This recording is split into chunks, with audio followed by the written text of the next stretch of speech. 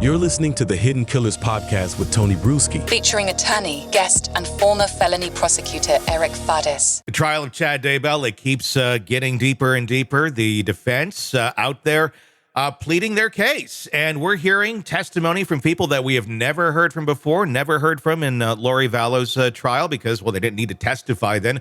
These are people that are trying to stand up for Chad. And Chad happens to be their dad. It's a lot of his kids that have taken the stand in the last week or so.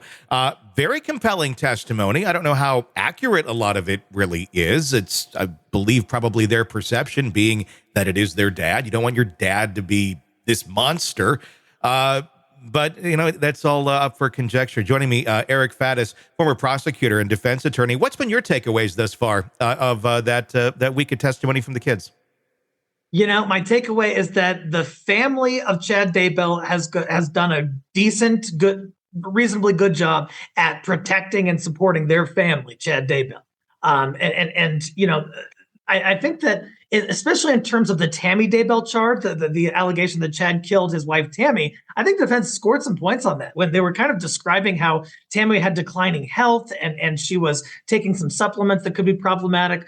So I think they scored some points on that piece. For the other two charges regarding the stepchildren who were killed, I'm not sure they've had as much traction. Yeah, I would agree there. I mean, nobody wants to believe that your dad had a role in killing your mom, especially if on the surface and what they were seeing was a happy household. I mean, however that is defined in terms of Chad Daybell land, I don't know. But it seems to them they were all kind of in a good place. I mean, have you ever seen a case where the children testify and if they were not abused by their father or who was ever being charged, turn their back on dad or mom if they did something horrible to somebody else? You know, it reminds me of two cases. When we look at the Lori Vallow Daybell case, she had a son. His name always Colby Ethan, Ryan, perhaps. What's that? Colby Ryan. Yep, that's the one. And so he sort of turned on his mom. True. In terms of that case. But then you look at the Suzanne Morphew and Barry Morphew case in Colorado, my home state. Mm-hmm. Barry Morphew's children have been steadfast in his support. Mm-hmm. And so I think it kind of runs the gamut on that, but always interested to see how the family's going to react to these explosive allegations regarding their parent. That is true. I wasn't even thinking that. On the opposite side, Colby Ryan did very much turn on mom. I think he eventually saw the facts and couldn't really necessarily dispute them. Obviously, two totally different upbringings as well. Let's listen to Chad's daughter refuting that her mother, really was in such good health, as we've heard the prosecution try to say. She's kind of going back and saying, no, not so much the case. Were there other things that your mother did in terms of remedies to resolve other issues she may have had? She bruised really easily, and she used arnica gel. Okay. Arnica is a plant that helps with bruising. She had it in gel form. And when you say she bruised easily, can you elaborate on that? If she were to bump her hip on the counter when she was walking by, she would get a massive bruise from that. Even things like carrying a heavier load of groceries where the bag pressed on her arm would leave a bruise. At any time were you present when your mother discussed any of her health issues with other members of the school staff? Any chance that I got to, I would go visit her in her classroom. And I never observed her talking about her health with our coworkers. I want to talk a little bit about the book fair on the 18th and the preparations that were involved. Did you personally observe anything as far as your mother preparing for the book fair?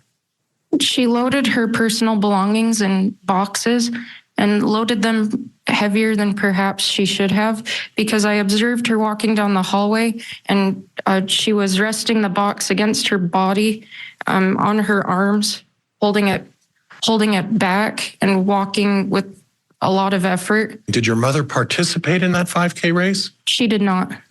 There was a discussion about some previous testimony about someone observing her.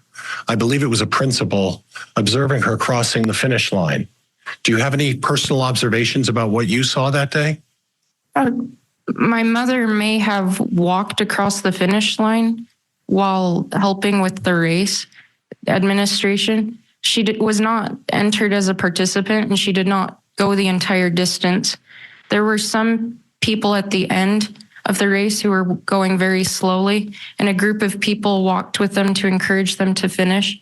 And she may have been with that group, although I don't remember seeing her. Very, I would say, robotic, almost like testimony. These are people who I think have been trained not to question a whole hell of a lot of anything, and we'll listen to some more clips in a moment.